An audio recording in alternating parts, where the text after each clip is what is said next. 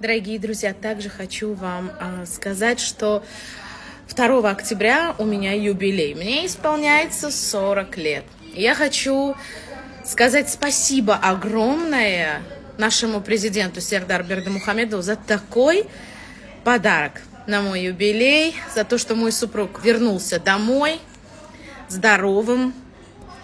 Детки рады, я счастлива, что еще нужно. Поэтому мы вновь полноценная семья, мама, папа и детишки. Мы счастливы. Дай Аллах, чтобы в каждой семье было все хорошо. Спасибо вам огромное за то, что вы тоже были с нами, друзья, что вы нас поддерживали и всегда писали теплые комментарии.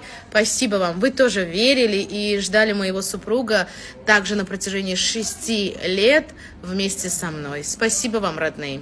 Я радуюсь. Мой котенок. Пойдем. Папа есть. Да, у нас папа есть. Он вот так и делает. Да? Ты же ездил к папе? Я вот так тоже могу.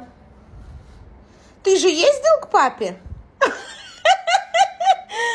Сынок, там папа большой палец держит, а ты прям все перепробовал. Вот так, молодец. Ты не тоже такой палец? Да, Джана, да. Ты же ездил к папе? Да, на самолете летел. У него такой живот был. Какой живот? Вот такой.